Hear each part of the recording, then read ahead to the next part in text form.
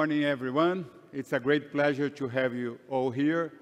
We'd like to have one more Investor Day. We are very happy to be here with you.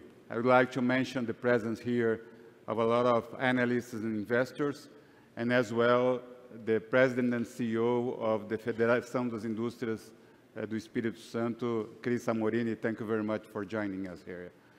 It's a great pleasure to discuss with you what would be the future of Suzano. We have been talking to you several times about our vision of the future, and we are going to be in more details today. Hoje teremos mais detalhes sobre como iremos trabalhar nesse sentido, faremos alocação de capital para o futuro. A agenda é a seguinte: vamos ver os destaques do terceiro TRI, depois estratégia. Todos os diretores, exceto o Pablo, que está na China, estarão presentes, para cada um apresentar a sua área específica e quais são as implicações possíveis para o setor como um todo. E depois o Marcelo Batti apresenta a gestão financeira da empresa, os números da empresa. É muito importante mencionar agora sobre os resultados do terceiro TRI. Reforçamos esse desempenho operacional excelente e como enfrentamos as dificuldades, esse mar revolto. O EBITDA foi 3,7 bilhões de reais. Ou seja, mesmo num cenário adverso, o desempenho é muito bom em relação à concorrência. O que realça a nossa competitividade. Como estamos tendo um desempenho superior à média do setor? E eu quero reforçar mais um outro ponto importante. É o desempenho operacional. Temos uma deflação de custos no trimestre. O Aires vai falar mais em detalhes. R$ 861, um valor bem inferior ao trimestre anterior. Isso por conta de algumas melhorias em algumas áreas, que ele vai detalhar depois. Um outro ponto também muito importante, estamos num ciclo de maior CAPEX. 4,4 bilhões, 900 milhões aproximadamente de investimento nesse trimestre. Modernização, expansão da nossa empresa. E mesmo com esse cenário, foi 0,2 bilhão de aumento da nossa dívida. A dívida líquida foi 11,3, era 11,3, agora 11,5. Ou seja, 900 milhões de reais investidos. E apesar da taxa de juros desfavorável, estamos aumentando a dívida só em 0,2. A situação líquida é muito positiva, uma posição bastante sólida. Estamos muito bem preparados para o próximo ciclo de investimentos. Agora eu falo um pouco sobre a nossa estratégia. É muito claro que a alocação de capital foi muito boa, é indiscutível. Isso nos últimos anos. Houve a fusão com a Fibria. Aumentamos o nosso banco de terra. Quando todo mundo falava sobre leasing, a gente comprava a terra com um custo bem mais baixo do que é o de hoje, preparando a empresa para o futuro. E o Carlos vai falar mais em detalhes sobre a nossa estratégia aí. Estamos entrando no mercado de consumo, bens de consumo, que não era relevante para a empresa, e agora não. Agora conseguimos mais relevância. Ontem anunciamos um investimento novo de expansão nesse sentido, e o Luiz vai apresentar em mais detalhes. Mudamos a equipe de papel completamente. Há alguns anos diziam, não é um bom negócio, porque teremos volumes menores nos mercados de papel, de imprimir e escrever. Estamos entrando em novas áreas, em novas dimensões. O fluff. 5, 6 anos atrás, decidimos entrar no mercado de fluff. Falavam, não é um bom negócio, por que você vai entrar aí? E agora mostramos que sim, teremos uma jornada bastante positiva no futuro. Mas temos a humildade suficiente para reconhecer que esse histórico, apesar de muito bom, não é o suficiente para justificar, para garantir o desempenho futuro. Precisamos pensar em como melhorar a nossa operação em duas áreas que merecem o nosso foco, para que possamos nos preparar para o futuro. Uma é a alocação de capital bem disciplinada. Vou falar sobre essa questão e o Marcelo vai dar mais detalhes ainda. Mas é um aspecto importantíssimo. Como alocar capitais para o futuro da empresa. E o segundo aspecto também muito importante é o fato de sermos uma startup. Há 100 anos somos uma startup. Faremos a celebração do nosso centenário daqui a 3 meses. Com esse espírito empreendedor, atrair, reter as pessoas para que tenhamos melhores condições de enfrentar o futuro. Então, é importantíssimo termos essa estrutura organizacional preparada para entregar resultados para a empresa. Temos muito orgulho do trabalho que fazemos. A cultura é um aspecto importantíssimo. Não tem nada a ver só com a RH, mas sim com todas as áreas da empresa. Falamos de cultura. Carol Capenedo vai debater essa questão. Passo a palavra então para você, Carol. Obrigado. Obrigada, Walter. Bom dia a todos, é um prazer estar aqui. A nossa criação de valor vem do capital humano e da nossa cultura sólida. E esse DNA vem dos fundadores e vem evoluindo nesses 100 anos de existência. E vamos continuar plantando as sementes para os próximos 100 anos. Todos conhecem o nosso propósito: renovar a vida inspirados pelas árvores. Somos pessoas que inspiramos e transformamos. Queremos criar e compartilhar valor. Só é bom para nós se for bom para o mundo. E estamos reforçando esses valores constantemente, para que as decisões sejam tomadas levando em conta esses fundamentos. Mas também sabemos que quando as empresas crescem, elas acabam ficando lentas e demasiadamente burocráticas. A Suzano enfrenta esses problemas. Estamos sempre investindo nessa mentalidade, nesse espírito empreendedor, agilidade, inovação, tudo isso esteja incluído na nossa cultura. Em 2023, demos início a essa jornada de cultura, envolvendo todos os membros da equipe. Temos conversas com as operações, procurando identificar quais seriam oportunidades de melhoria. Também treinamos mais de 900 líderes que foram treinados para o hoje, mas o que é mais importante também para o amanhã. Investimos tempo nas nossas pessoas para que possamos moldar esse futuro. Como o Walter disse, não pode ser um assunto restrito ao RH. É a responsabilidade de toda a liderança. É uma missão que todos os líderes realmente embarcam. E a gente acompanha de perto esse trabalho.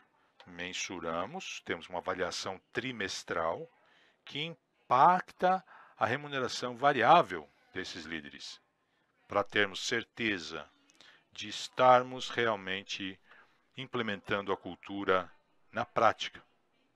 Passo a palavra agora para o Christian, que vai falar sobre os nossos novos empreendimentos.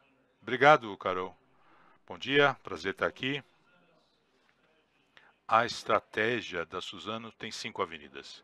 Começo então falando um pouquinho mais sobre essa segunda avenida, como a gente está expandindo para novos mercados. Houve muito progresso nos últimos 12 meses, além da inauguração da unidade de Finlândia, né, de fibra celulose, também inauguramos aqui em Limeira, de MFC. O nosso negócio de lignina já triplicou, ainda é um negócio pequeno, mas bastante promissor. E continuamos a desenvolver não só aplicações comerciais, mas também contratos comerciais para bioóleo e energia verde, futuro muito importante. E continuamos a certificar novos créditos de carbono.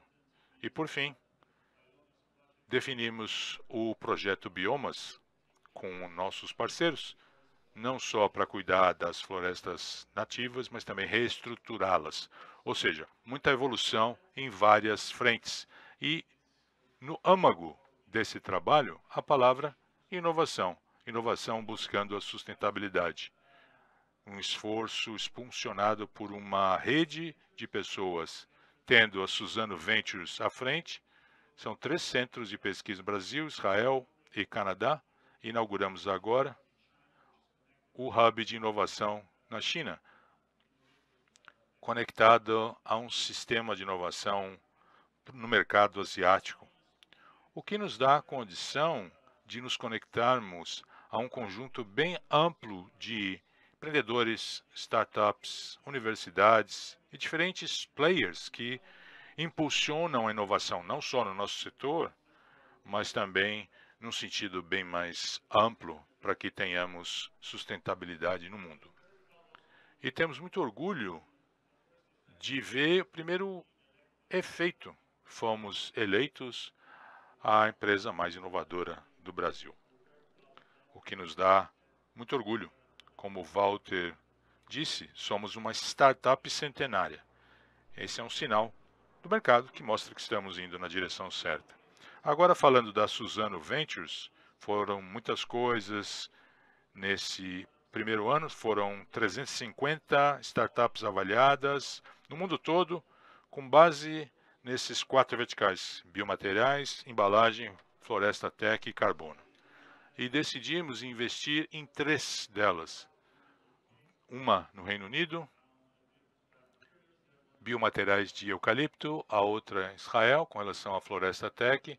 Estamos concluindo o terceiro acordo, provavelmente ainda neste ano. É aqui que a gente estimula a inovação na empresa. Mas vocês querem saber da parte de madeira também, não é isso? Passo a palavra para o Carlos. Muito bom. Obrigado. Bom dia a todos. É um prazer estar aqui com vocês para trazer a atualização do nosso negócio de florestas. E eu quero começar com uma pergunta. Antes de falar que essa é uma pergunta de $1 milhão, mas com relação ao preço da madeira, daria aí um caminhão de madeira, é o valor dessa pergunta. A pergunta é a seguinte: no futuro, no longo prazo, pensando no mundo inteiro, haverá madeira suficiente? Vai ter madeira suficiente? A melhor resposta é olhar os fundamentos da oferta e procura. Restrições de crescimento, do lado da demanda, mercados crescentes. Eu vou dar só um exemplo, que é o Canadá. O Canadá produzia 8 milhões de toneladas. Nos últimos 5 anos, 3,5 milhões de hectares foram consumidos pelo fogo. 51% na Colômbia Britânica foram destruídas pelo besouro da montanha. 58% lá. Eles têm lá no Canadá um limite. 90 milhões foi o pico. esse limite baixou para 60 metros cúbicos, na verdade, 60 milhões de metros cúbicos. É difícil quantificar tudo isso, mas o desequilíbrio existe, mas ele pode ser ainda mais grave. É diferente aqui no Brasil? De jeito nenhum. No Brasil, as plantações de eucalipto cresceram 10% entre 2018 e 2021.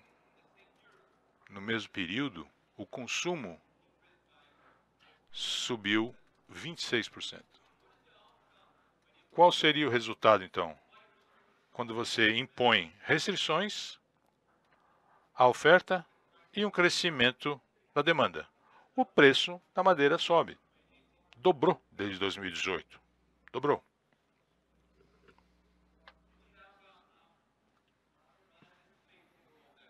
Já prevíamos esse quadro.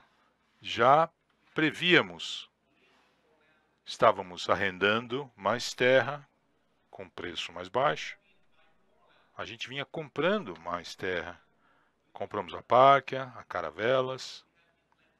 A gente vem plantando mais. Ou seja, nos preparando para ter melhores condições de enfrentar essa situação mais desafiadora. A gente vem plantando para o futuro, com certeza.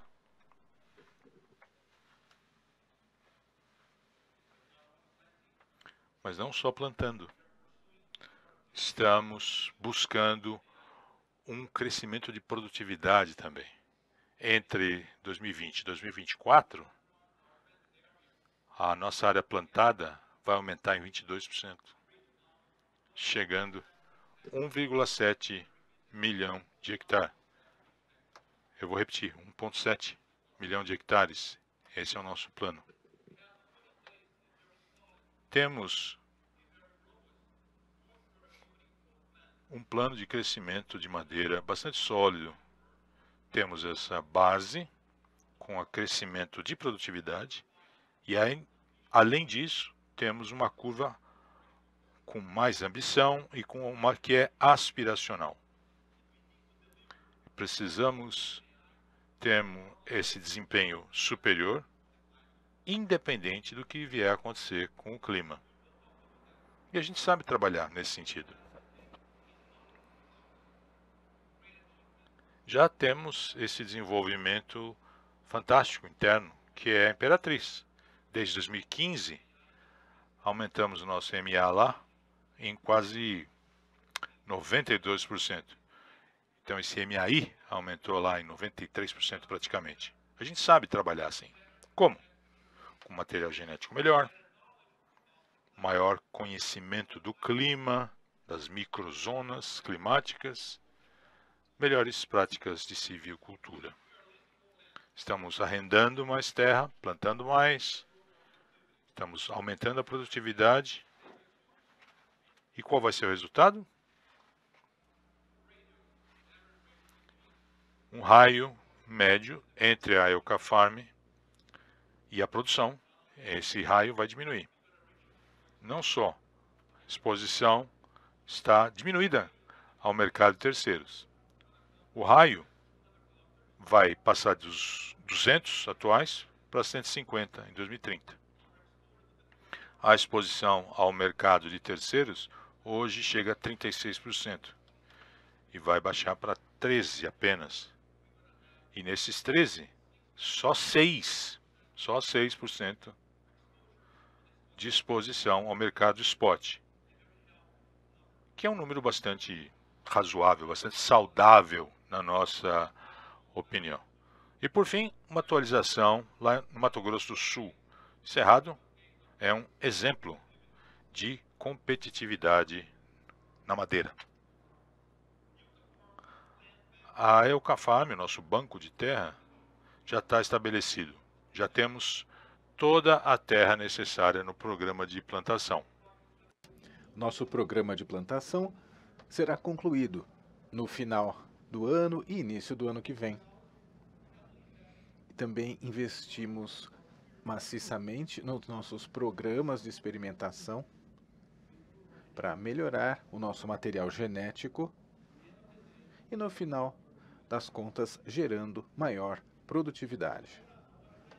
Gostaria também de enfatizar alguns aspectos únicos do projeto sobre as áreas de plantação de eucalipto.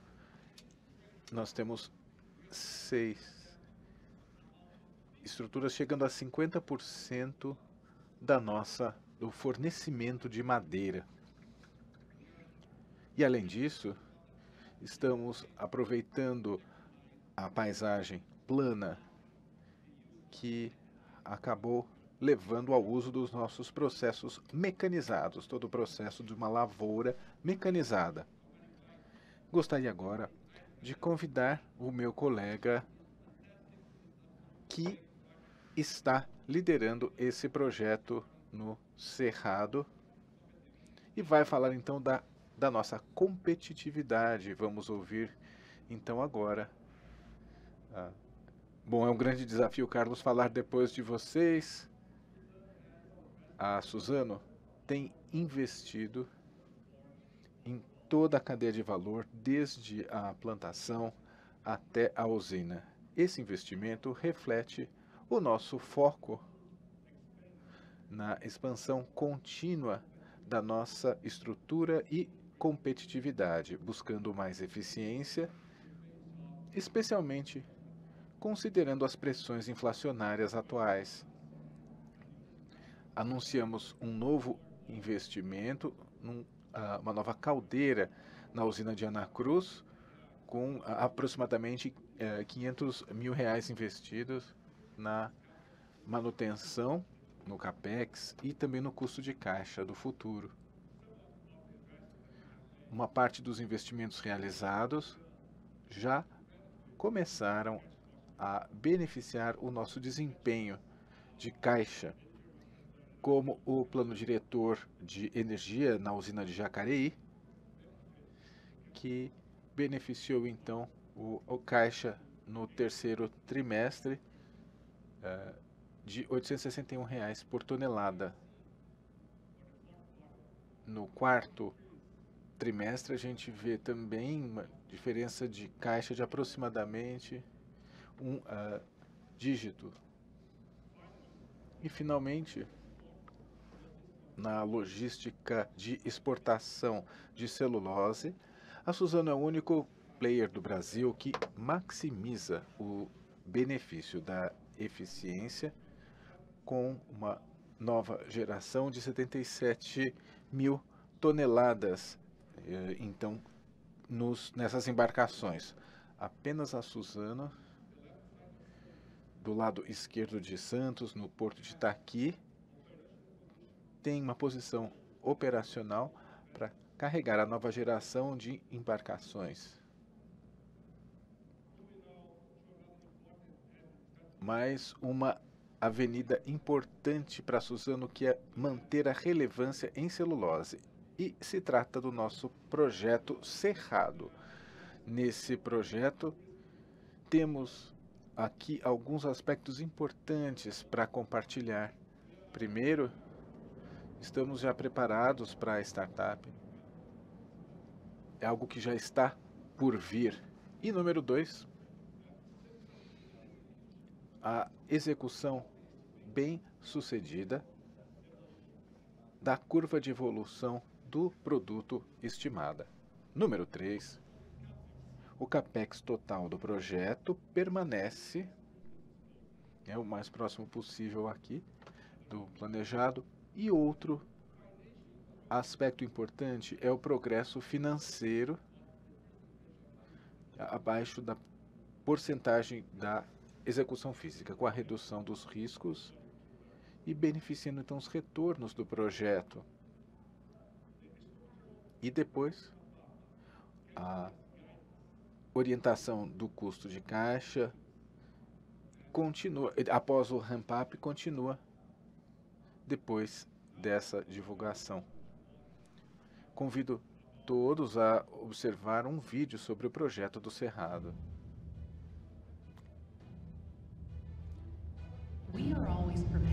Estamos sempre preparados para o futuro.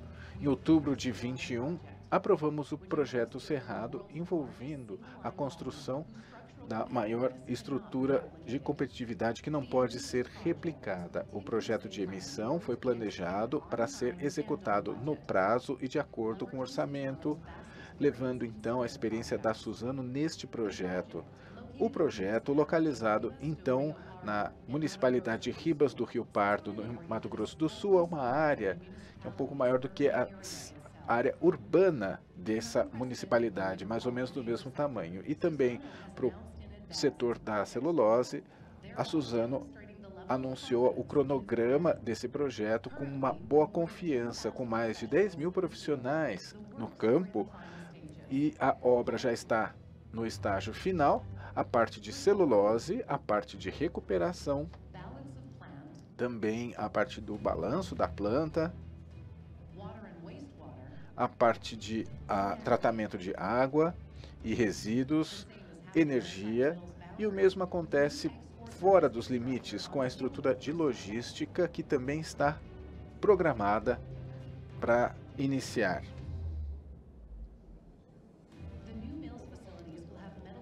As novas instalações vão ter estrutura de metal correspondente a 5 torres Eiffel, muitos quilômetros, e uma capacidade de fornecer água para uma cidade de 3 milhões de pessoas, um dos maiores investimentos do Brasil que está sendo atualmente realizado.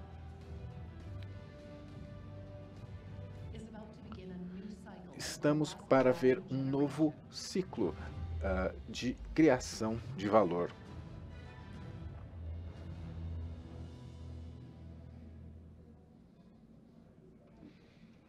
Eu adoro esse vídeo, esse projeto. Bom, já revelamos então, divulgamos todo o processo de devolução do projeto e mais uma vez, e o seu cronograma. Estamos bastante confiantes nesses resultados e vamos também divulgar o nosso ramp-up estimado, que reforça então o nosso compromisso.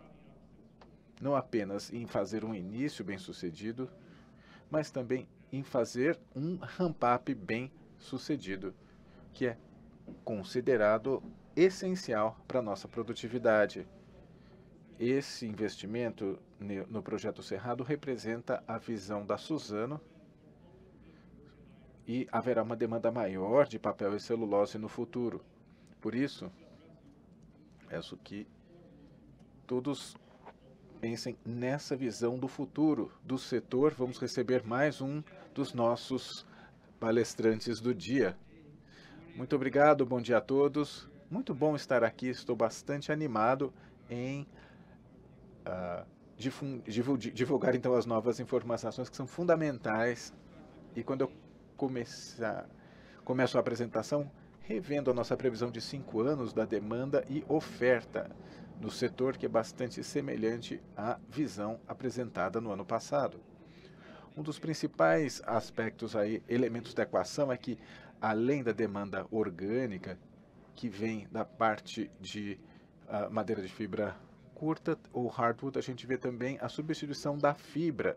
Acreditamos que em 2027 a demanda de hardwood vai chegar a 44,4 milhões de toneladas. E do outro lado da oferta, o projeto Cerrado vai chegar a 6 milhões de toneladas de capacidade adicional. Considerando essa informação, a demanda de capacidade, esse índice para 2027 é 93% estimado, que é bastante saudável. E isso não leva em consideração 3 oportunidades ainda. Primeiro, a demanda a fibra adicional. Em segundo lugar, a demanda que vem da iniciativa de fóssil à fibra. E terceiro, os riscos que vêm das paradas não planejadas, que têm aumentado ano após ano. Neste ano, vou dar uma visão maior, mais detalhada de fibra a fibra, mostrando o que acontece no mercado de softwood de modo geral. No gráfico, observamos que a Hardwood HKP tem aumentado ao longo dos anos, chegando a 61% da demanda pela polpa branqueada.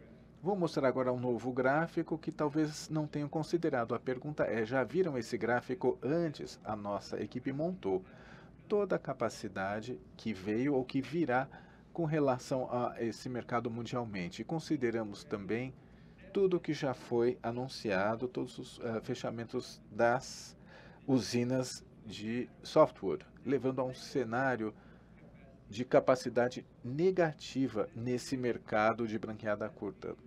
Nos últimos 3 anos, mais de 2 milhões de toneladas de capacidade líquida negativa. E hoje, com o fechamento já anunciado para 2023 e 2024, chegamos a 1 milhão de toneladas, pelo menos, de capacidade líquida negativa. Uma demanda cada vez maior por fibra vai ser redirecionada para hardwood, aumentando não apenas em tissue, mas também em embalagens e também papéis de especialidade. E é uma oportunidade incrível, na verdade, para nós. Vamos agora falar do lado da oferta, mostrando então o nosso plano de vendas para o Cerrado em 2024. Temos então a nossa curva de ramp-up para o projeto Cerrado, considerando que essa curva e também o acúmulo de estoque para garantir uma operação ótima do projeto e também o compromisso da cadeia logística, a gente quer vender então 700 mil toneladas de celulose, chegando aos mercados no 4º trimestre do ano. Entendemos que a volatilidade dos preços deve acontecer também nos próximos 5 anos, mas como já vimos antes, o custo de caixa marginal é uma âncora para esse aumento de preços. A gente vê aqui no gráfico claramente. Revisamos então toda a parte das estimativas do custo marginal para 2024, baseado nesse estudo de faz um mês.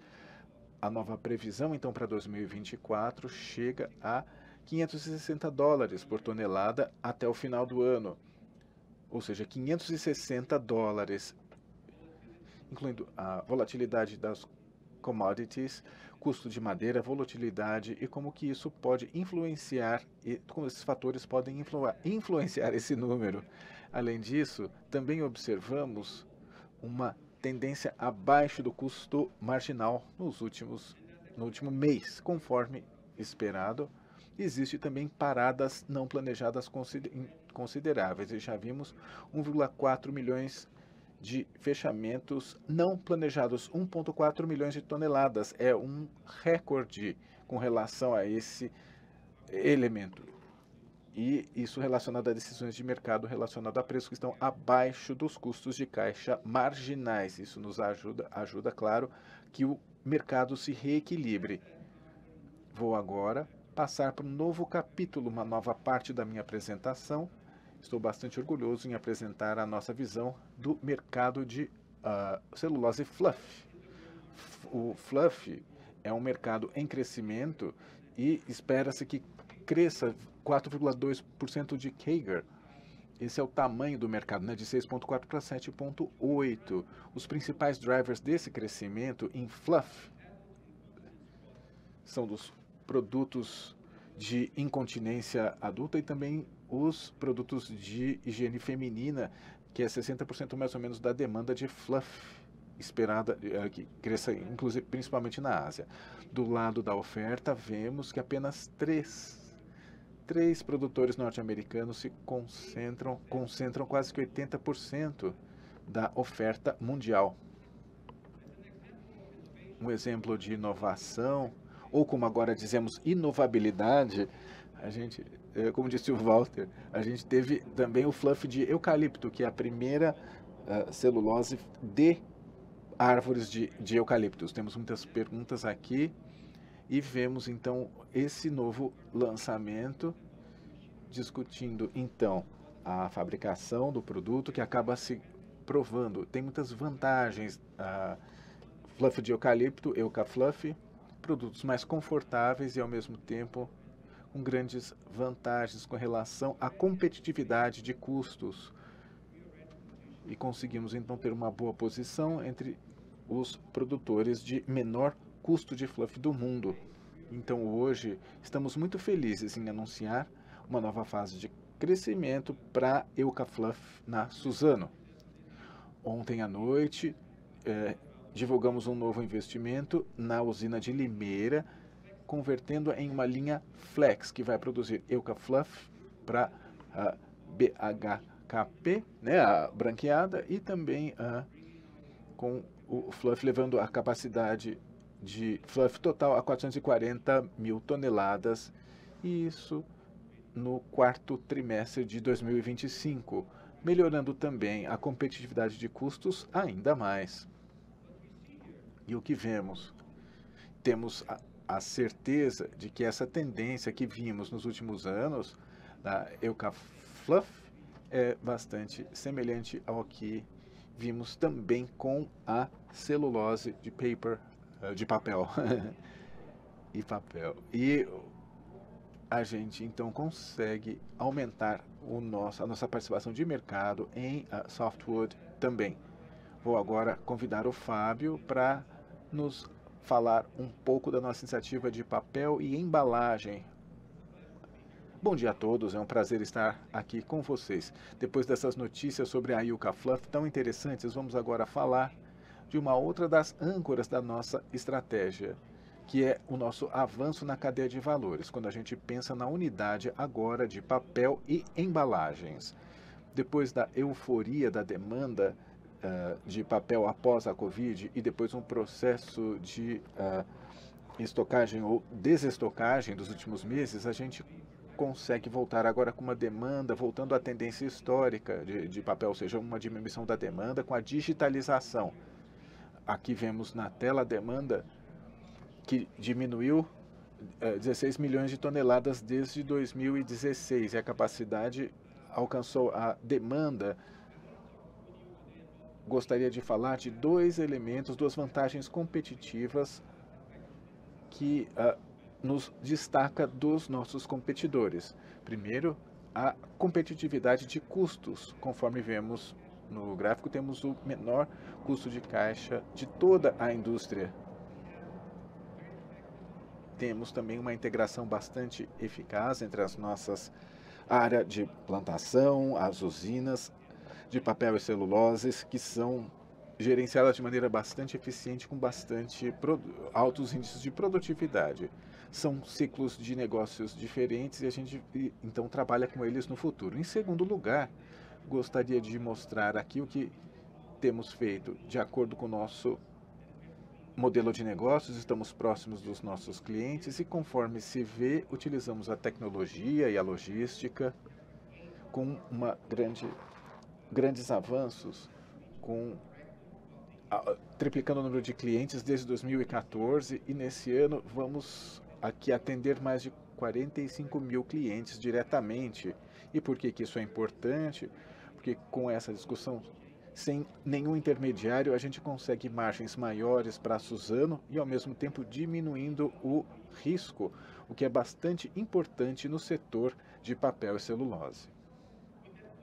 Com essa combinação, então, de usinas com boa eficiência de custos, baixo custo e a inovação, mostramos então o nosso grande desafio de chegar a 60 mil toneladas de produtos inovadores para o mercado, conforme falamos no último Suzano D.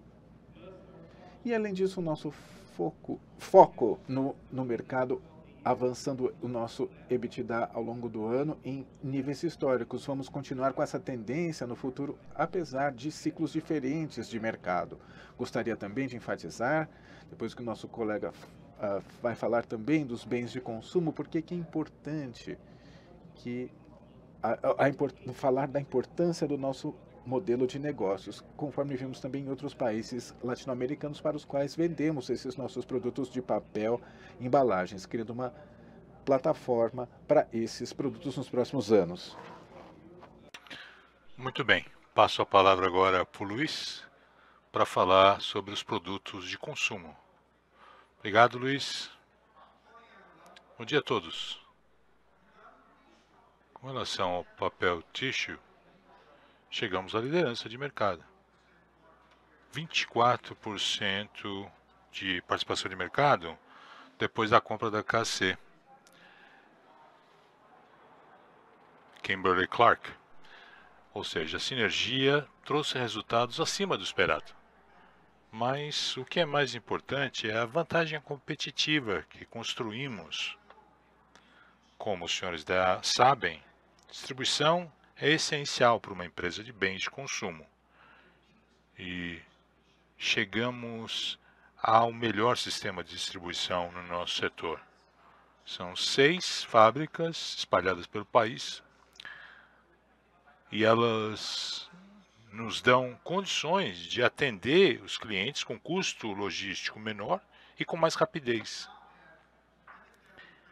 Temos marcas complementares, categorias complementares, podemos então atender os clientes em todas as suas necessidades, independente da faixa de preço. São fábricas modernas, algumas integradas às usinas de celulose e tem um custo muito competitivo. Quando você adiciona todos esses elementos, temos a confiança a continuar, ou para continuar a investir nesse negócio.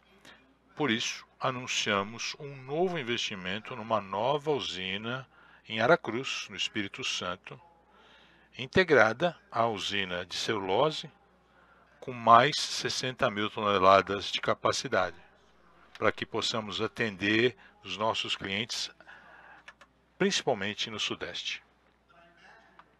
Mas eu imagino que os senhores queiram saber também com relação ao programa de sustentabilidade. Passo a palavra então para o Fernando, que vai apresentar as notícias sobre sustentabilidade. Fernando, é com você. Olá! É muito bom rever os meus amigos. Sustentabilidade não é uma estratégia em separado. É essencial para a nossa empresa, como a gente viu nas apresentações anteriores. Nos anos passados eu vinha falar de inovação, mas hoje eu tenho o prazer de falar de sustentabilidade, principalmente dos resultados já entregues. Eu assumi essa área acumulando com inovação para realmente estimular essa inovação, essa combinação entre inovação e sustentabilidade. Em 2020, como sabemos, lançamos o nosso compromisso de renovar a vida. E desde então trabalhamos muito para entregar esse compromisso, implementando ações para acelerar o cumprimento desses compromissos e de nosso impacto positivo. A Suzano se concentra totalmente em temas materiais e nas suas entregas. Então eu vim falar de resultado. Como evoluímos em 3 áreas importantes. As 2 primeiras relacionadas à mudança climática e ao seu enfrentamento. Já chegamos à metade da meta de remoção de 40 milhões de toneladas de equivalente de carbono até 2025. O próximo objetivo, o desempenho é semelhante, quando levamos em conta a meta de redução de emissões de gases do efeito estufa. É muito bom, estamos evoluindo. Uma outra meta ambiciosa, mas também muito importante, está ligada à transformação social. Queremos reduzir a pobreza, tirando 200 mil pessoas acima da linha de pobreza. A evolução está dentro do plano também. 29 mil pessoas já ultrapassaram a linha de pobreza, que é muito bom. Ainda falta muito, mas estamos expandindo os nossos programas, atraindo parceiros para participarem também. Falo agora de um outro compromisso muito importante com relação à conservação da biodiversidade. Queremos conectar 500 mil de hectares de áreas de conservação, de preservação em 3 biomas: Cerrado, Floresta Atlântica e a Amazônia. O plano de execução já foi desenvolvido e começamos a implementação de corredores de biodiversidade para conectar áreas fragmentadas nativas que temos dentro das nossas operações e também com as nossas comunidades. Existe um aprendizado muito importante que eu quero mostrar para os senhores. As parcerias são importantíssimas. Queremos avançar além das nossas atitudes. Queremos ser catalisadores, atraindo novos atores para participarem dessa jornada. Então, estão todos convidados para transformarmos a sociedade. Agora chamo a atenção dos senhores para um caso real, no projeto Cerrado. Sabemos que é um projeto espetacular, mas o projeto Cerrado vai além da produção de celulose. Na tabela, vemos a transformação social e ambiental lá na região de Ribas do Rio Pardo. Preparamos um vídeo para mostrar como estamos conectando a produção do projeto com a agenda dos Objetivos do Desenvolvimento Sustentáveis da ONU. Depois do vídeo, eu passo a palavra para o Marcelo Batti, que vai falar dos números. Obrigado pela atenção mais uma vez. A Suzano tem a ambição de causar um impacto positivo na sociedade, com base nos Objetivos do Desenvolvimento Sustentável e o compromisso de renovar a vida. O Brasil enfrenta problemas sociais enormes e Mato Grosso do Sul não é diferente. Desde o início do projeto, trabalhamos com o governo municipal, com a sociedade civil, trabalhando juntos para mitigar os principais gargalos, aplicando as lições que aprendemos na inovação social. Agora temos o objetivo de saúde quintuplicado. Temos a cobertura de comunicação de rádio, uma nova delegacia, novas viaturas. As principais estradas têm agora monitoramento de circuito de TV. Estamos investindo na área de habitação para novos funcionários e para a população. Ou seja, estamos extrapolando os nossos compromissos, porque somos, de fato, agentes de mudança. Onde você não tem educação, temos um programa amplo de educação para adultos, criando uma rede que energiza ou revitaliza a economia e garante um futuro próspero para os indivíduos. Temos programas para evitar a violência doméstica, reduzindo a vulnerabilidade. Treinamento em programas de geração de renda, melhorando as vidas de 40% da população rural. Plantio de eucalipto em áreas degradadas, em associação com a área de preservação. Estamos cumprindo os objetivos de remoção de carbono e garantindo a biodiversidade. O projeto Cerrado foi desenvolvido para ser o mais produtivo, mas também para melhorar a vida das pessoas. Só é bom para nós se for bom para o mundo todo. Queremos inspirar, transformar, gerar e compartilhar valores, porque juntos plantamos o futuro.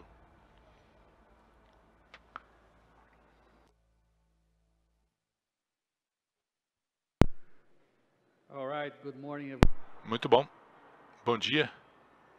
É muito bom estar com todos e com o pessoal online também.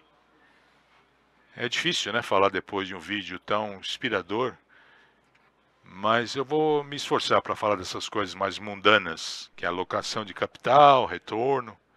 Esse é um exemplo fantástico de geração e compartilhamento de valor do projeto Cerrado e as implicações sociais e ambientais. Hoje, eu falo de duas formas que usamos para criar valor: gestão financeira e alocação de capital.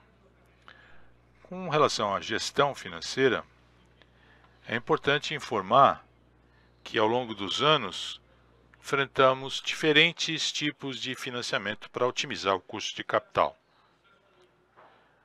Tivemos êxito no mercado de títulos quando os rendimentos eram bem menores, transações que realmente trouxeram um valor incremental para a empresa.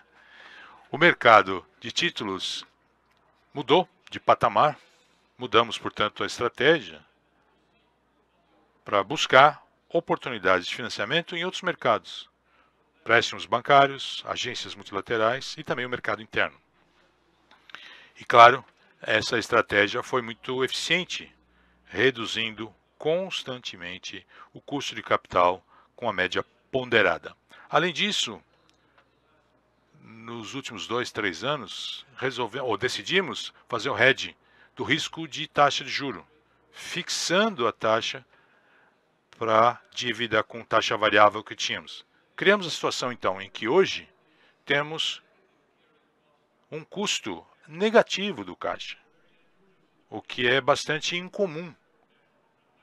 Hoje você investe numa taxa maior, porque as taxas vêm crescendo, e o custo da dívida permanece estável, porque fizemos o hedging do risco de taxa de juros, porque a gente antecipou a necessidade de financiamento, quando os mercados eram bem mais atraentes do que são hoje. Ou seja, uma contribuição muito importante para a criação de valor, reduzindo o custo da dívida. Agora, falando de alocação de capital, são dois aspectos. Primeiro, como você monta a estratégia de ESG e retorno financeiro. Incorporamos a essa maneira de pensar num projeto de modernização, trazendo a contribuição que esses projetos podem trazer na meta de longo prazo com relação à sustentabilidade. Isso vem já para análise. O retorno financeiro, claro, é determinante para a decisão de um projeto, mas também incluímos um peso de 25% para a atratividade do projeto, relacionado então como ele vai contribuir ou vai prejudicar essas metas de longo prazo de sustentabilidade. Essa é uma inovação na análise e mostra claramente que o retorno financeiro tem que estar alinhado e a empresa tem que trabalhar nesse sentido, trabalhar de maneira proativa para entregar o resultado que o Fernando acabou de mostrar para todos nós. Um outro aspecto também muito importante, quero deixar bem claro como a gente decide a alocação de capital. É uma pergunta que é feita com frequência. Então, trouxe esse esquema bem claro, mostrando então o histórico desse processo de tomada de decisões. Começando com as avenidas de criação de valor que os meus colegas apresentaram, dentro desse perímetro dessas avenidas, são diferentes oportunidades que a gente encara todos os dias. Projetos de modernização, expansão orgânica, fusões e aquisições. Então, quando você analisa todas essas oportunidades, nos perguntamos várias coisas que estão nas caixas em verde. Rentabilidade. Tem encaixe com relação à política? Se adequa às políticas de sustentabilidade? Crescimento, escalabilidade, rentabilidade. Se a resposta for sim para todas as perguntas, é um projeto que a gente vai aprovar. Se tiver um não só, não damos o sinal verde. Pode ser uma fusão, uma aquisição, qualquer coisa. Se a resposta for não, vamos preferir alocar esse capital para redução de dívida ou dar retorno em caixa para o acionista. E levamos em conta também as questões estratégicas, a diversificação, outros aspectos. Mas esse esquema é bem claro para todos nós na empresa e a gente segue esse plano à risca. Ao longo do tempo, criamos esse histórico que está na tela. São dados desde a fusão com a Fibria. Tivemos a primeira fase, de 2 anos, em que alocamos grande parte dos recursos gerados à redução da dívida. Por quê?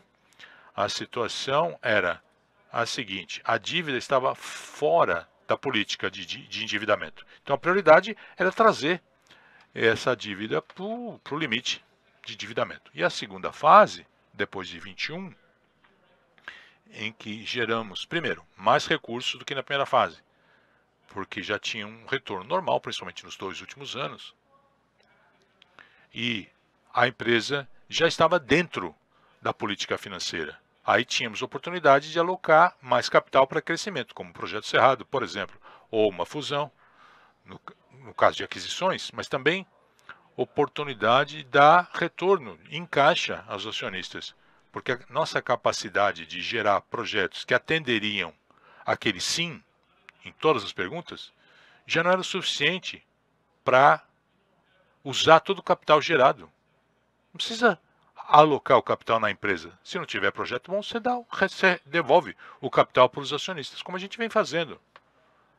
1,4 bilhão de dólares por meio de dividendos e recompra de ações. E por fim, falo sobre o desempenho do programa de recompra. Foram 3 programas esse último ano e meio. Uma média aí de 1 ano, pouco menos de 1 ano. Geramos 17% de retorno, com base nos preços atuais, comprando ou recomprando 60 milhões de ações. Um custo médio de R$ 46.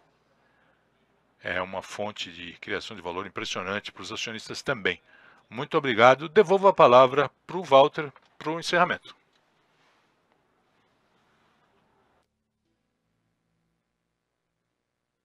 Está muito claro para nós o que nos trouxe até hoje não garantirá o futuro. A empresa está se transformando o tempo todo. Mas eu quero descrever a empresa. Inovabilidade. Me dá muito prazer ver meus colegas apresentando o futuro.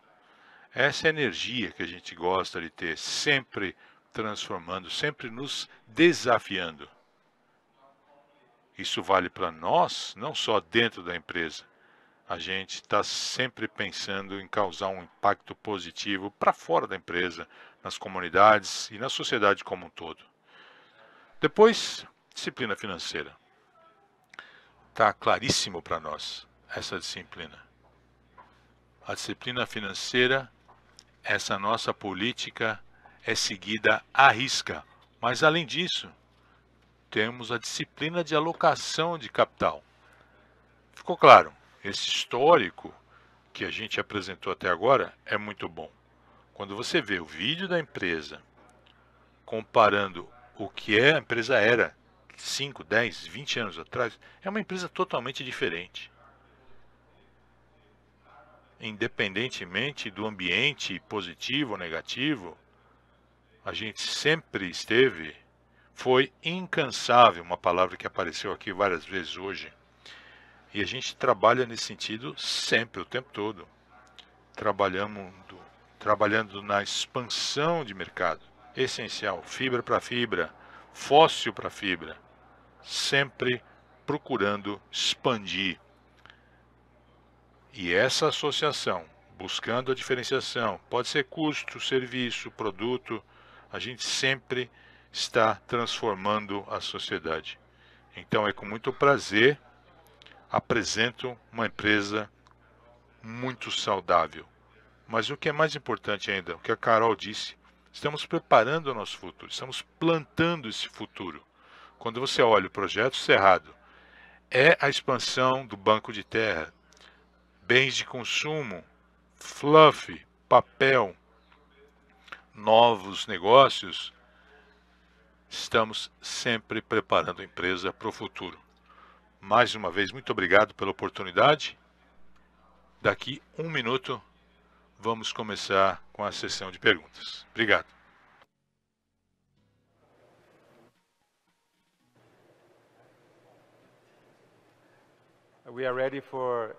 Estamos prontos agora para as perguntas. Fiquem à vontade. Podemos começar. Podem levantar a mão. Olá, bom dia a todos. Obrigado pela oportunidade. Parabéns pelos resultados. tenho certeza que vão receber perguntas sobre as tendências da celulose. Por isso, o meu foco é em fluff. Poderia nos contar sobre as limitações potenciais que vocês veem para o produto Yucca Fluff comparado a fluff mais tradicional de softwood? Sei que vocês têm progredido bastante com relação a aplicações e aspectos tecnológicos. Poderia falar um pouco mais, também qualitativamente, sobre as margens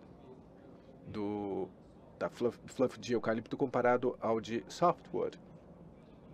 E uma segunda pergunta, poderia falar sobre as caldeiras de biomassa, esse projeto que vocês têm, e o seu impacto potencial com relação aos resultados gerais ou também com relação a custos na planta de Aracruz. Poderia falar também dos ganhos ou benefícios relativos esperados comparados à caldeira anterior que vocês têm na planta. Muito obrigado. Muito obrigado, Daniel. A primeira pergunta, então, sobre fluff. Me disseram que não haveria nada de celulose, então estou muito feliz em poder falar desse assunto. É um produto de inovação realmente e há, obviamente, desafios, né? No nosso caminho, nos últimos 5, 6 anos, há muitas perguntas dos concorrentes tradicionais. O mercado estava totalmente dominado pela fluff de pinheiro, ou seja, de softwood, de coníferas. E é um momento bastante diferente, porque os clientes estão tentando sair dessa situação de alta concentração de oferta e demanda de produtores tradicionais. A gente vê então as vantagens do produto, da fibra mais fina, que é mais confortável, portanto, com também um produto que seca mais rápido e tem também, claro, a vantagem competitiva do custo. E isso leva ao engajamento de clientes. E também os fabricantes de maquinário também, levando a uma solução sustentável para os clientes finais também que produzem, por exemplo, fraldas ou os produtos de higiene feminina ou incontinência de adultos. Os produtos são misturados, a maioria deles, a yucca, a de softwood, eucalipto e coníferas. E temos então também aqueles que já são feitos 100% de eucalipto. Então já houve, nos últimos 3 anos, temos trabalhado nesse sentido, acreditamos que é o momento correto de começar e anunciar esse novo ciclo de crescimento do fluff de eucalipto. Muito obrigado, Daniel.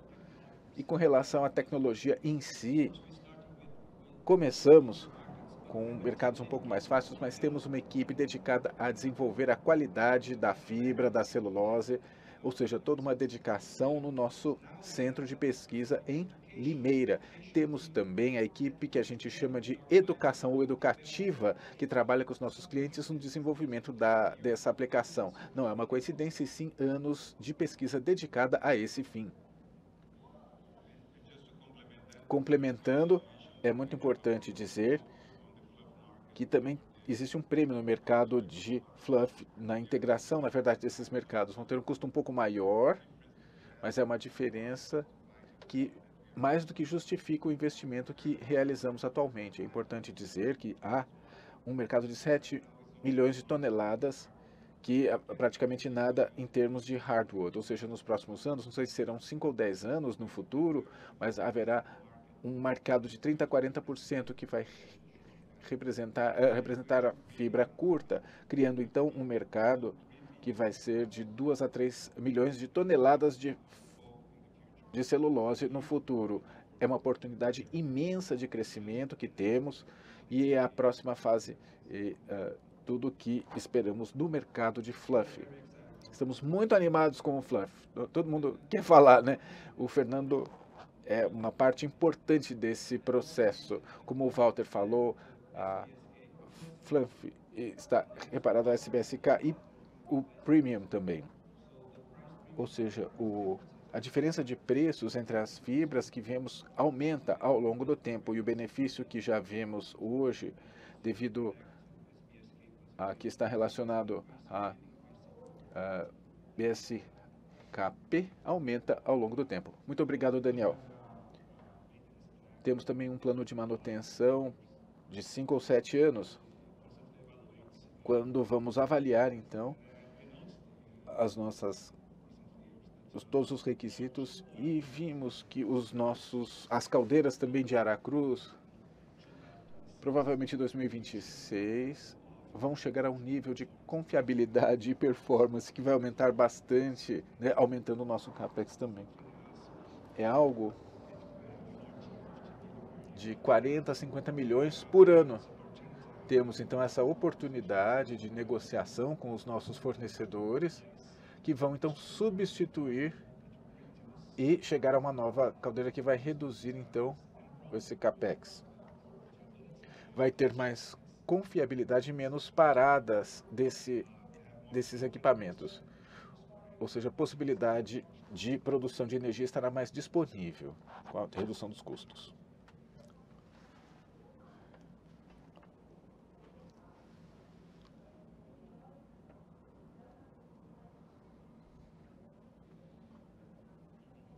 Muito bem. Bom dia. Agradeço mais uma vez pelas apresentações. Eu sou o Rodolfo do JP Morgan.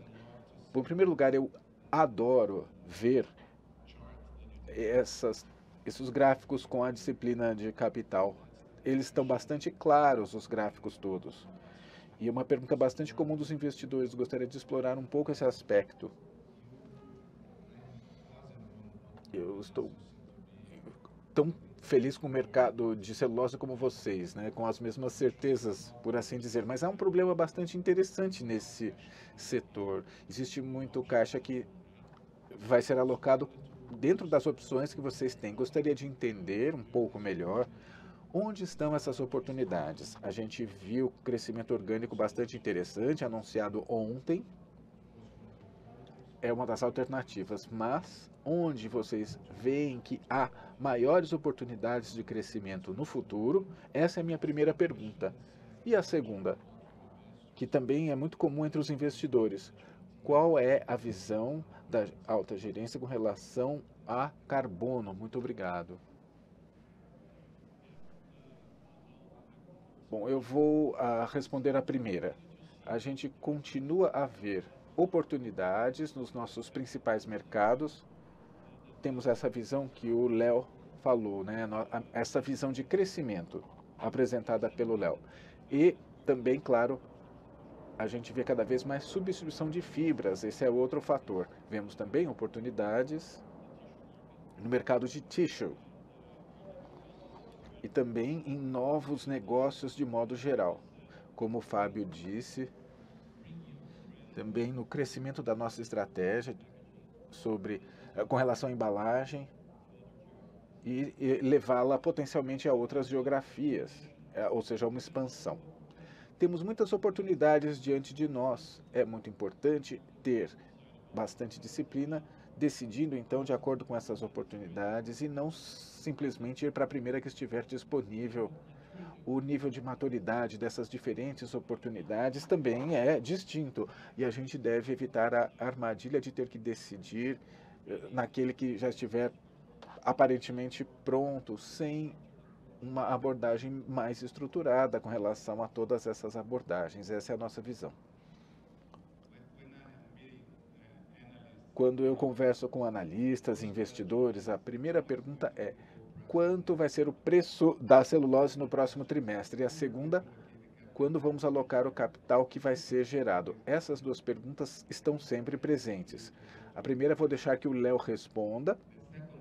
Já a segunda, que é bastante importante, que eu gostaria de dizer que, em primeiro lugar, somos agnósticos com relação a orgânico e inorgânico.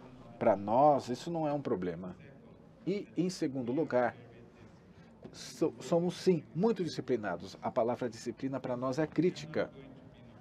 Não vamos assumir uma posição de, se tivermos excesso excedente de capital, a gente deveria investir sempre em novos negócios. Não, só vamos investir se pudermos entregar valor aos acionistas. A nossa filosofia é criar e compartilhar valor. Não estaremos aqui para destruir o valor aos acionistas simplesmente pelo crescimento. A gente não tem essa mentalidade, Rodolfo. Nunca tivemos essa mentalidade. O nosso foco é sempre na criação de valor. Fizemos análises bastante aprofundadas em cada um dos projetos que foram apresentados para vocês hoje. Como criar valor a partir desses valores específicos, né? Se me perguntam, disserem, Walter, isso não é crítico?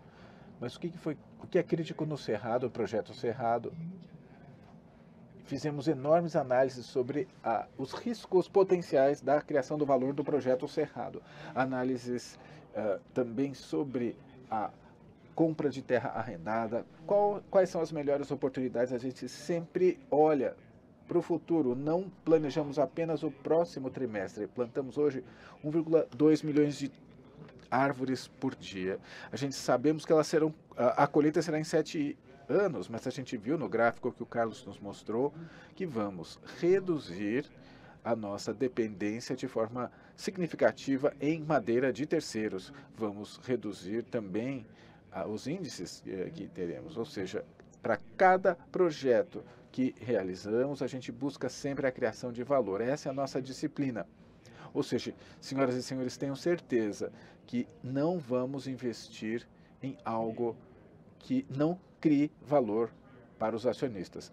Talvez a gente cometa alguns erros, claro, há sempre algum risco na alocação de capital, mas isso devido ao fato, conforme já discutimos bastante, né, nesse nível corporativo e também no nível do Conselho de Administração, também falamos dos riscos e também erros, uma percepção de erros de que sejam mínimos. Com relação a carbono, gostaria de dizer que a gente continua trabalhando com a certificação de créditos de carbono. Buscamos uma visão melhor dos mercados regulados e também o mercado voluntário. Sabemos que é a criação de valor a longo prazo. Não temos pressa, estamos no caminho certo, certificando então o nosso processo de créditos de carbono. Seguimos com esse andamento e no futuro vamos vender uma parte desse crédito para monetizar, criar valor. No nosso sistema de contabilidade, esses créditos, a ideia é que cheguem a zero, ou seja, haja sempre acréscimos com relação ao que temos hoje. Marcelo do Santander, muito obrigado pela conferência e por aceitar a minha pergunta. Interessante ver a Suzano investindo em mercados de nicho como fluff, ou seja, com a produção de hardwood, de celulose de hardwood sendo substituída. Gostaria de entender se a empresa pode replicar esse movimento que vocês anunciaram em Limeira e em outras usinas. A segunda pergunta, se a celulose dissolvida é uma opção. E depois sobre a divisão de papel. Quais são os objetivos de longo prazo para essa divisão? Quais são as suas ambições com relação ao tamanho da divisão? Gostaria de entender as suas ideias, os seus objetivos de longo prazo para papel. Muito obrigado pela pergunta. Vou começar com fluff. Para aprovar o investimento de Limeira, a gente trabalhou primeiro com a Suzano inteiro, considerando todos os nossos ativos de papel. A primeira conversão era da máquina de papel. A resposta é que é possível sim. E a decisão está mais baseada no retorno ótimo que a gente tem com relação a esse ativo específico, mas ele é escalável e essa conversão então ela será endereçada.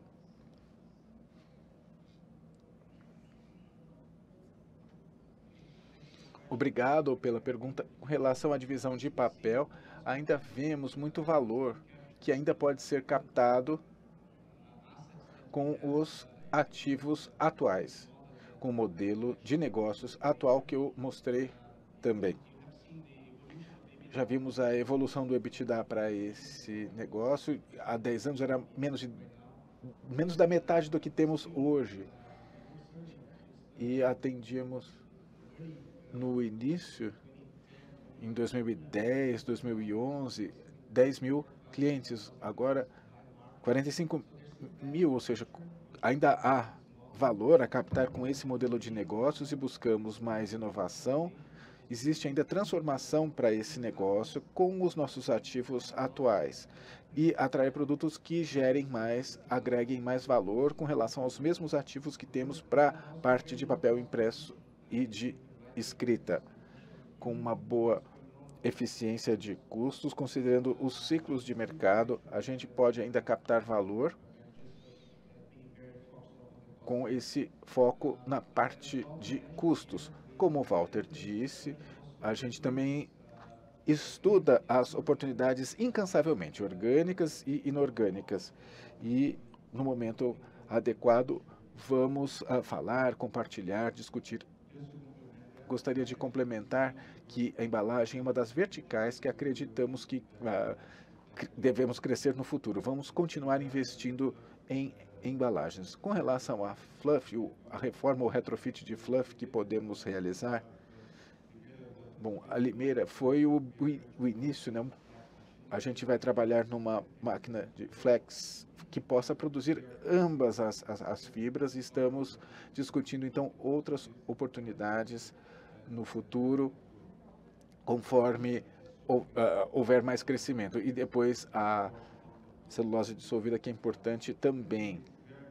É importante dizer ainda que todos os tipos de papel estão indo na direção da hardwood, da fibra curta.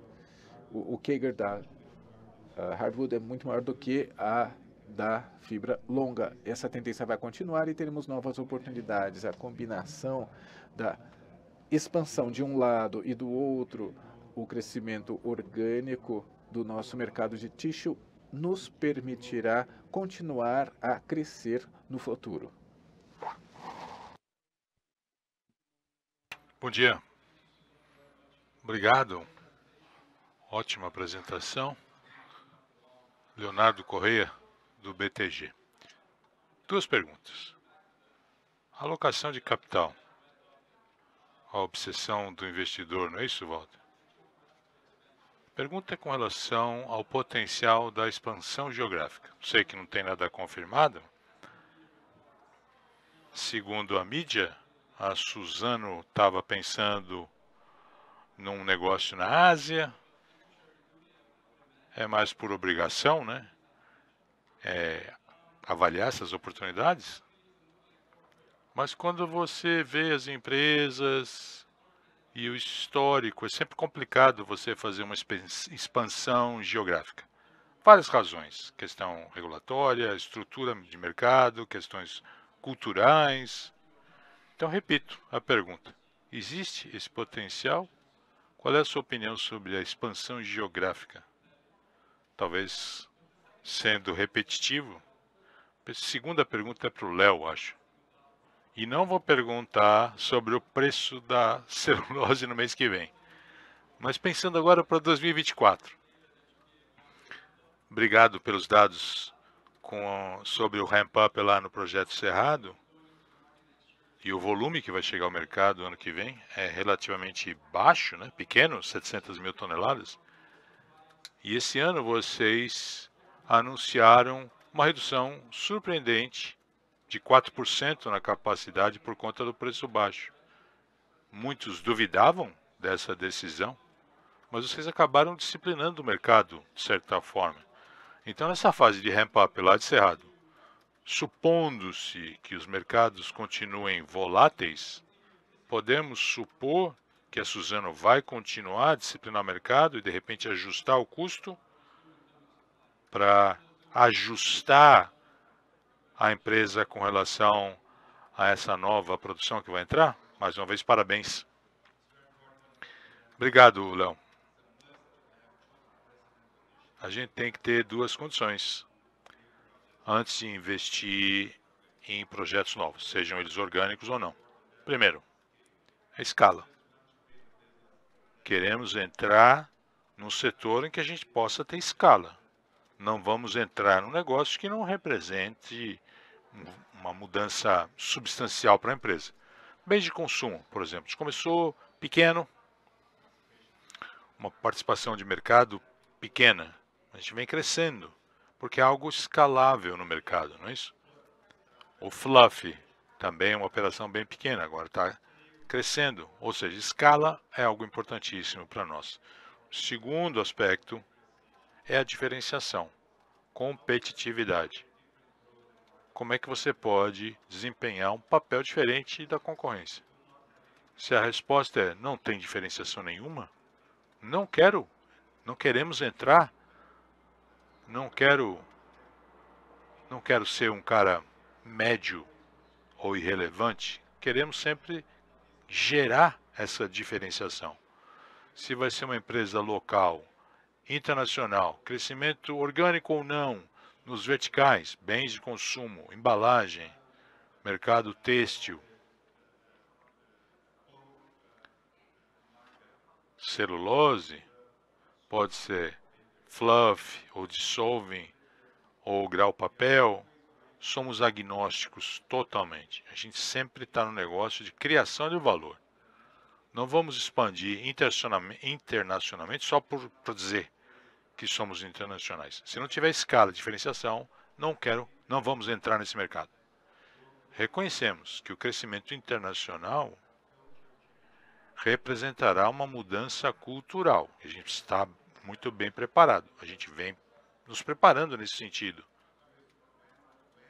para tomar a decisão quando e se necessário, de uma maneira que essa transição seja bastante tranquila. E eu reforço, não podemos errar feio na alocação de capital. Os preços médios para um investimento internacional, precisamos ter um risco mínimo quando uma medida dessa for tomada. Obrigado, Léo. Vou responder a questão sobre a produção.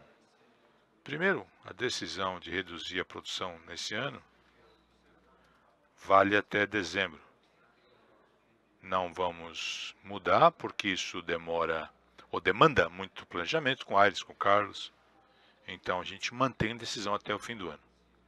Estamos ainda na temporada de orçamento, a gente não tomou decisão ainda para o futuro. O que é importante é compartilhar essa nossa opinião, porque a razão por trás da decisão não é para disciplinar o mercado, como você disse. É a nossa opinião do que é melhor para a Suzano.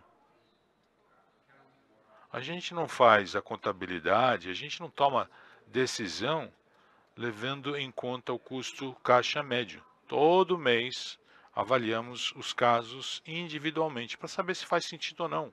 E a gente vai continuar assim, agora e para o futuro também.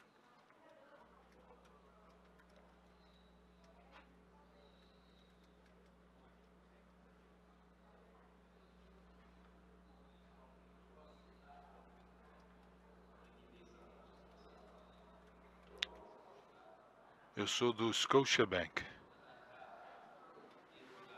Pergunta que eu tenho é com relação ao mercado de celulose no futuro. A impressão que a gente tem é que a demanda vem da Ásia e a oferta da América Latina.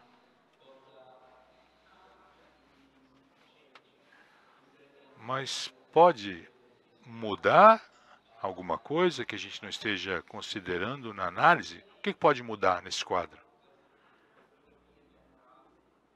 Principalmente com aquela pergunta, né? Será que vai haver madeira suficiente? É importante pensar em novas fontes de madeira. Isso com relação à oferta. Agora, sobre a demanda, que está bem concentrada na China. E a China enfrenta uma situação populacional, população que envelhece, e uma redução da atividade econômica. Qual vai ser a evolução da demanda da China? E qual outra região que a demanda pode vir, além da China? Obrigado. Avaliamos a demanda na Ásia com uma visão mais ampla do que a maioria faz. Quando você só pensa na demanda orgânica, claro que vem de mercados asiáticos, mas também faz uma análise mais ampla, pensando no potencial de outras fibras. A softwood representa 20 e 25 milhões de toneladas de demanda, de oportunidade de crescimento. Mas há outras fibras recicladas, são centenas de milhões de graus de reciclagem. Vários usam os produtos que também usam fibra curta, como papel tissue. Ou seja, existe um espaço adicional para crescimento de demanda, não só dessa demanda orgânica, mas também de oportunidades adicionais. Por isso que a nossa visão de crescimento de demanda é bastante otimista. É uma realidade, como o Fernando falando. P&D, vendas, engenharia de produtos, todos os departamentos trabalhando junto para desenvolver mais oportunidades nesses mercados enormes. Mercados em que a gente não atuava com tanta força anteriormente.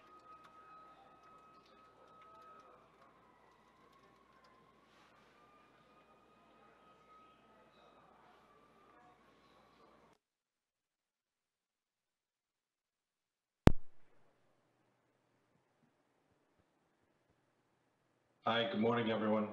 Bom dia. Obrigado por pegar a minha pergunta. Primeira pergunta, Walter, é com relação ao tissue. Você falou que você quer escala, pensando de forma estratégica. Mesmo depois da expansão que você anunciou, ainda é um papel menor para a Suzano. Você pode falar um pouquinho sobre essa visão de médio e longo prazo? Qual o tamanho que esse segmento pode chegar? Quais são os seus objetivos aí no médio e no longo prazo? Algum spin-off está no radar? Uma avaliação diferente em relação ao restante da empresa? E a segunda pergunta é para o Carlos. O produto que você apresentou. Você pode detalhar um pouco mais sobre como você vai melhorar a produtividade, principalmente com relação à questão climática, de repente a Laninha, a El Niño, com mais chuva, menos chuva, deve ser bem complicado. Você pensa nos genéticos, nos transgênicos, melhor dizendo. Eu vou começar respondendo a questão de tissue.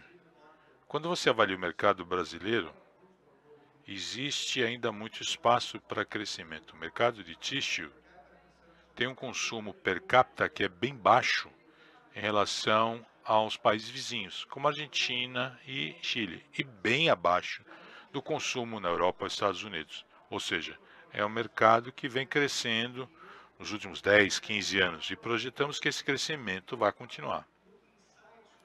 Olhando agora para dentro da Suzano, temos essa associação de marcas fortes, o Neve, que é a única marca que consegue cobrar um preço de 20 a 30% superior no mercado, ou seja, uma marca forte, uma distribuição bem robusta, muito importante e leva tempo para desenvolver quando você pensa no segmento de bens de consumo, e também fábricas bem competitivas com relação a custo, ou seja, há oportunidade de geração de valor ainda, quando a gente pensa no mercado brasileiro. E com o passar do tempo, esperamos que os múltiplos que os bens de consumo são comercializados, isso também vai ser percebido pelos nossos investidores e seremos avaliados com relação ao preço da nossa ação. Acho que você entendeu bem o que a gente faz na floresta, não é só o plantio. É o plantio buscando um aumento de produtividade. São 3 linhas principais. Precisamos produzir com mais produtividade e que tenha resistência climática. Teremos um crescimento de produtividade apesar da mudança climática. Estamos melhorando o material genético, os nossos clones, né? A segunda linha são as práticas de silvicultura, investindo para termos as melhores práticas para cada região, e depois tecnologia. A gente vem investindo muito em analytics para entender cada microzona, características de solo, clima, qual vai ser a tendência climática no futuro. Temos bastante certeza de termos um objetivo bem desafiador, mas temos as ferramentas para atingir aqueles números de ambição e de aspiração que eu apresentei.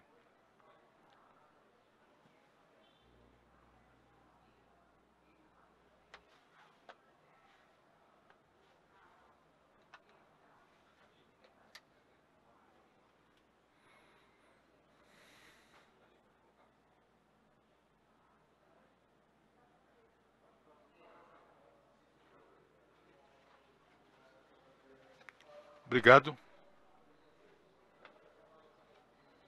As minhas perguntas já foram respondidas, mas eu tenho uma pergunta para você, Léo. A intenção é ter 5%. Não faz sentido, né, quando os concorrentes têm 20%, 30%. Como vocês vão conseguir chegar lá? Pelo que eu entendi, a diferença entre fluff de papel e de celulose, uma é maior que a outra, é isso?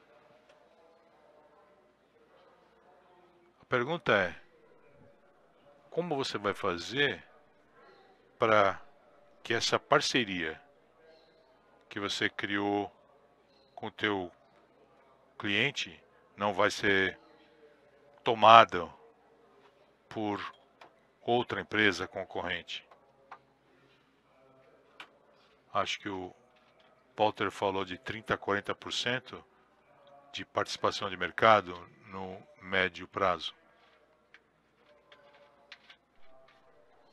Já falamos muito de alocação de capitais, né? Mas, Walter, você falou que a empresa está se preparando por uma possível internacionalização. Existe uma vantagem clara, na minha opinião, para investir a jusante, né? Downstream,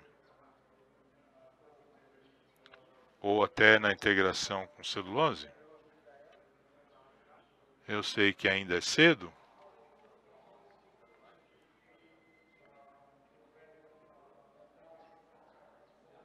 Qual seria a possibilidade de você gerar valor downstream no exterior?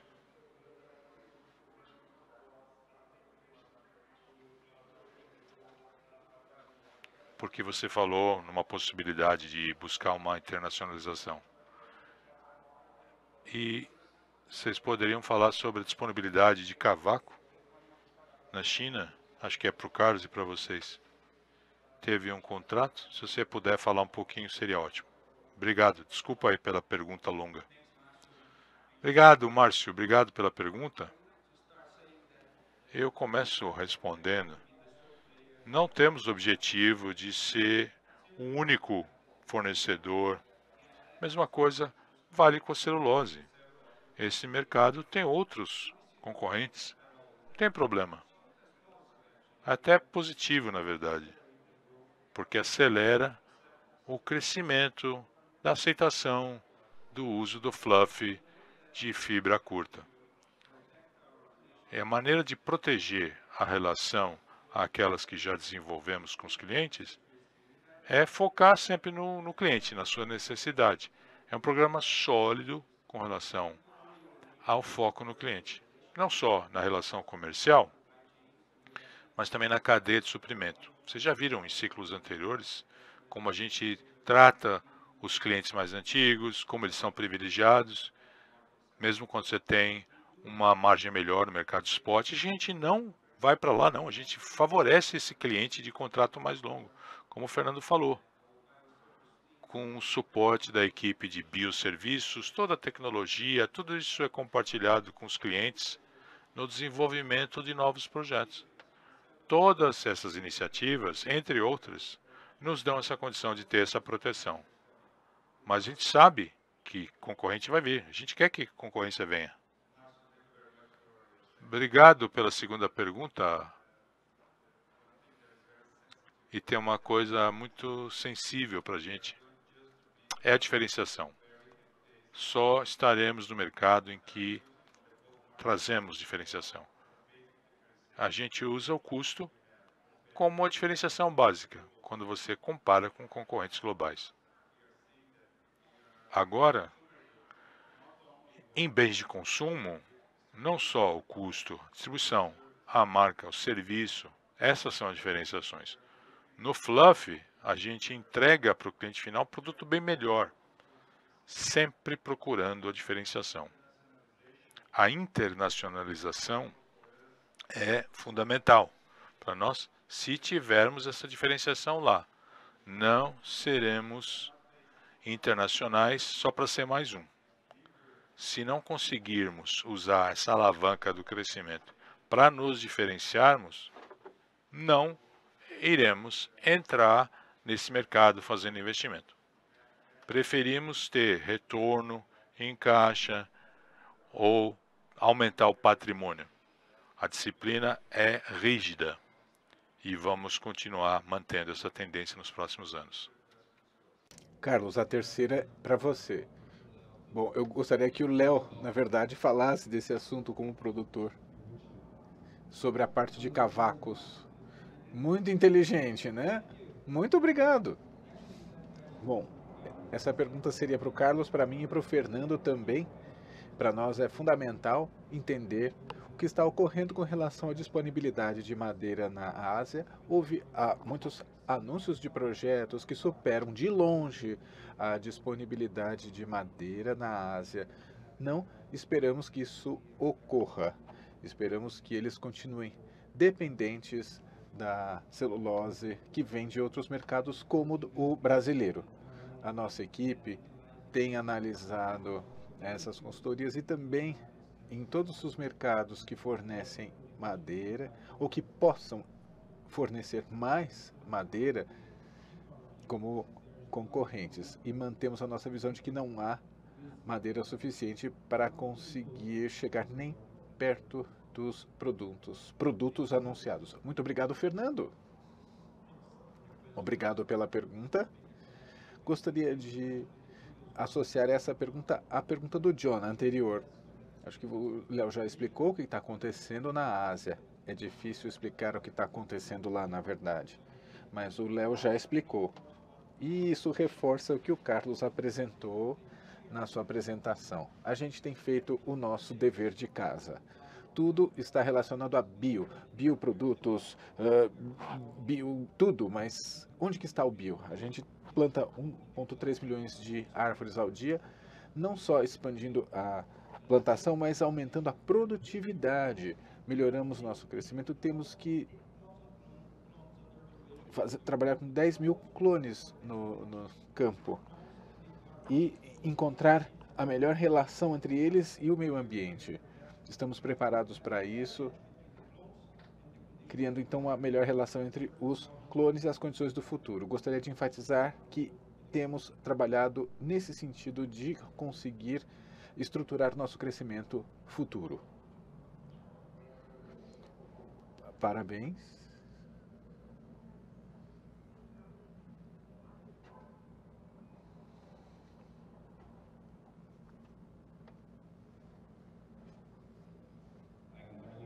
Bom dia a todos. Obrigado pela oportunidade. Você nos mostraram slides bastante interessantes com relação a preços de terra e outros ativos. Gostaria de saber o que pensam ou como que isso impacta a disponibilidade de projetos que cheguem nesse ponto de quando a disponibilidade da madeira se torna um problema para os próximos projetos, chegando a novas fronteiras, como nos últimos anos, no sentido da expansão da polpa, e o impacto que vem com relação aos preços e novos projetos de hardwood. E, nesse sentido, o que vem com relação a um preço sustentável de longo prazo da hardwood e também as tendências de curto prazo, também tendências ou aumentos de preço dos últimos anos, nos últimos meses, desculpa, mais de $600, por exemplo, por tonelada na China. E sobre os riscos ainda, se houver, se acreditam que há, especialmente se vêem sinais de custos maiores na integração de produtores que voltam, na verdade, ao mercado, e o que isso também acaba apoiando a demanda. E também as margens das papeleiras e também a questão dos fechamentos aí das instalações e também se espera algum aumento em dezembro. O que pensam disso?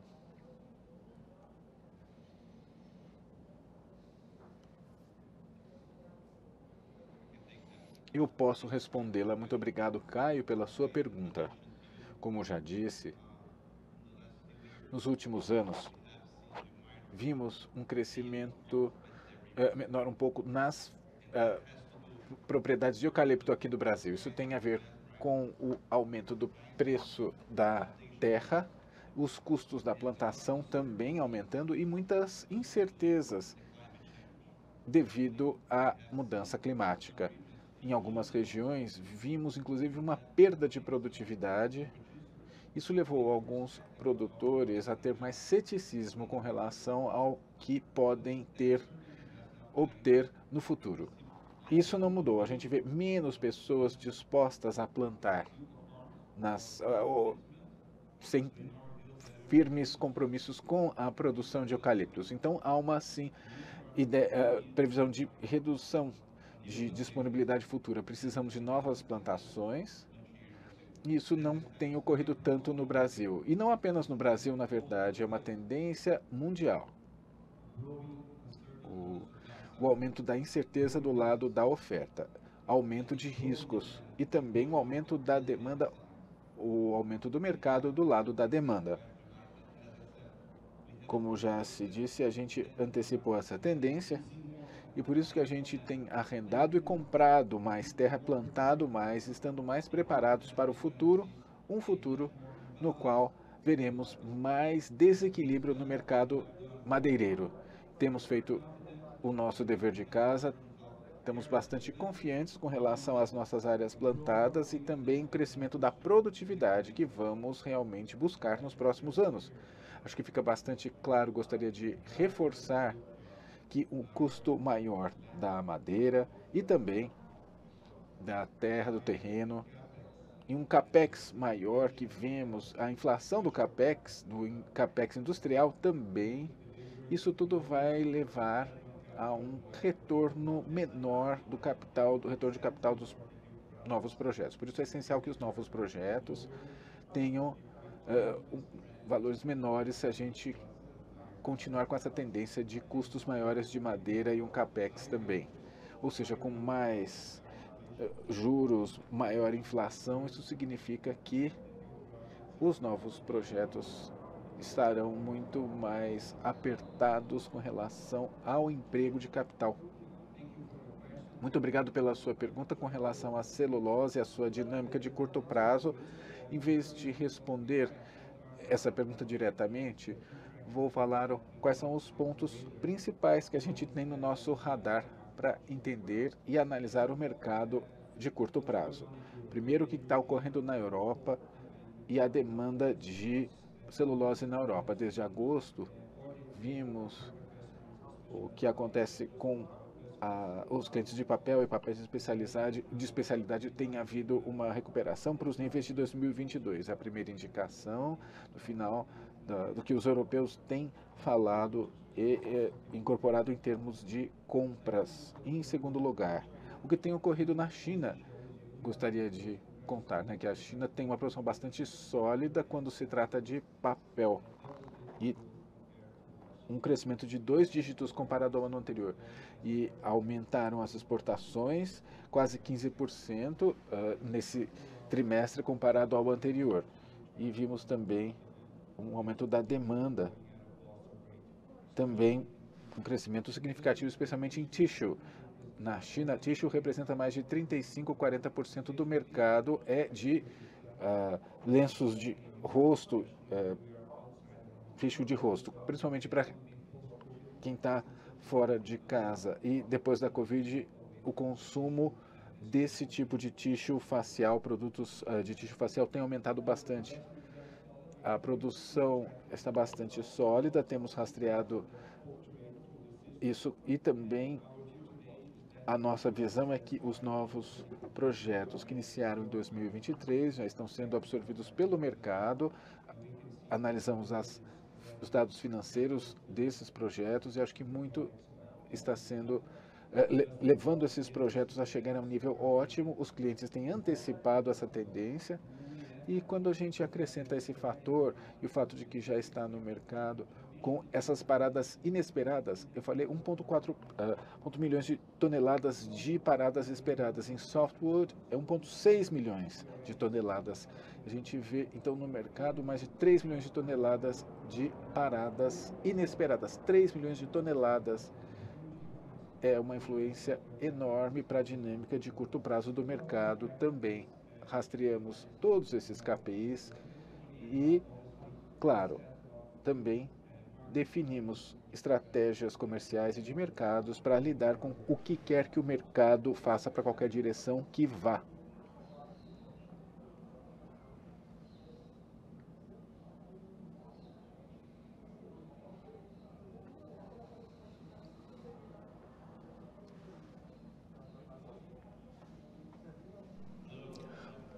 Olá e muito obrigado por essa apresentação tão abrangente e trabalho no Stanley Morgan. Tenho 3 perguntas.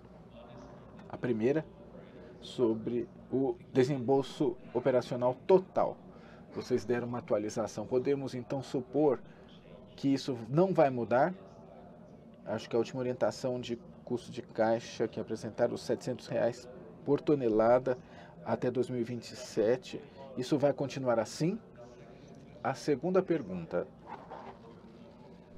sobre a dinâmica de celulose de curto prazo. Vocês têm recebido pedidos dos produtores de celulose ainda com esse aumento de preços ou ainda vem uma desaceleração da parte desses clientes, ou seja, da compra de celulose? E por último, sobre fluff. Existe alguma diferença de preços entre o fluff de hardwood comparado a softwood? Fluff de softwood. E se for o caso, como vocês veem o comportamento dessa tendência no futuro? Obrigado.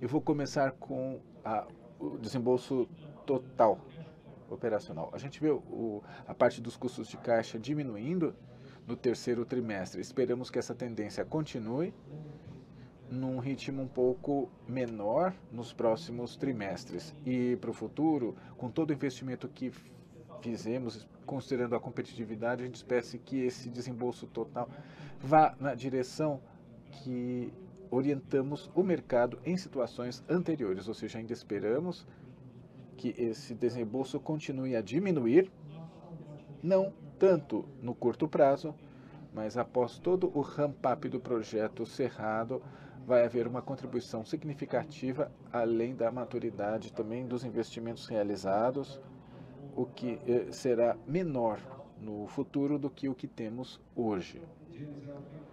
Eu também falarei agora sobre a questão da polpa em curto prazo.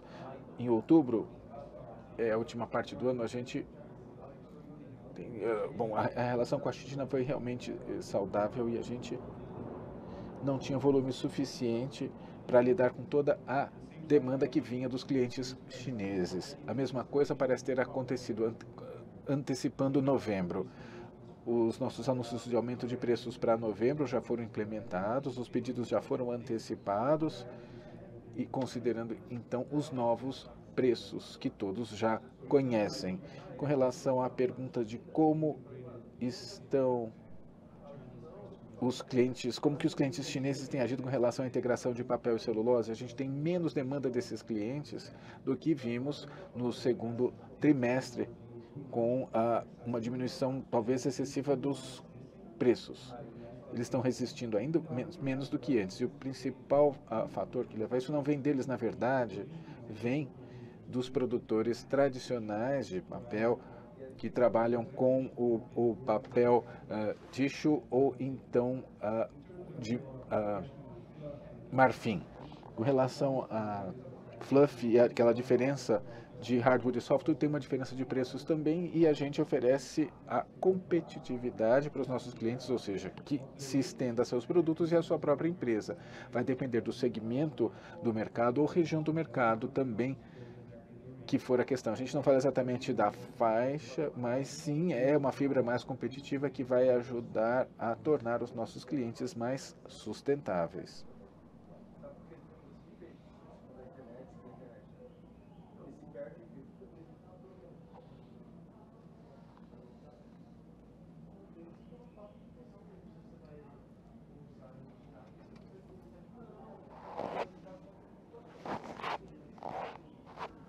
Olá, bom dia a todos. Obrigada pela apresentação incrível. Eu acredito que a minha pergunta já foi respondida em larga medida. Só tem mais um elemento.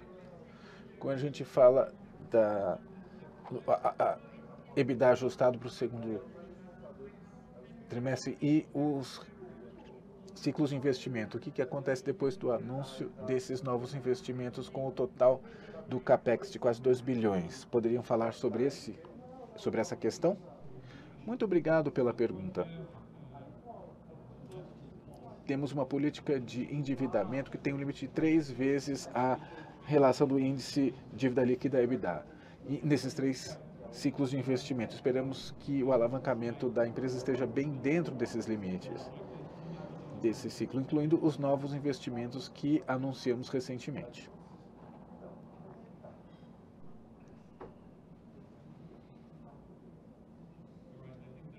Eu acho que essa foi a última pergunta.